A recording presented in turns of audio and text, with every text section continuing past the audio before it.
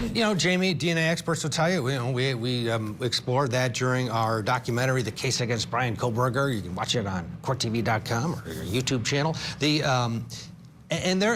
is true, right? You can have your DNA on an object in a room that you've never touched the object and you've never been in that room. That's possible. But it's also pretty unlikely that your DNA on the snap of a knife sheath and a knife was used to murder 4 people is going to be found underneath one of the victims. Yeah, I mean, 25 years ago when DNA first really came on the scene, there may have been some arguments about its validity and, how the evidence was gathered and so on, but it has really become an absolute science at this point in time. So this is his DNA. They're not going to be able to talk that away in any way, shape, or form.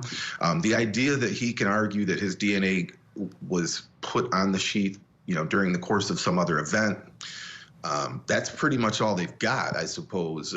There is a concept called shedding where, there can be contact with something that has somebody else's DNA and there could be a transference, but there isn't any evidence to support that. They're not able to tie this knife to anybody else. So I think that it's impossible to get around this piece of evidence.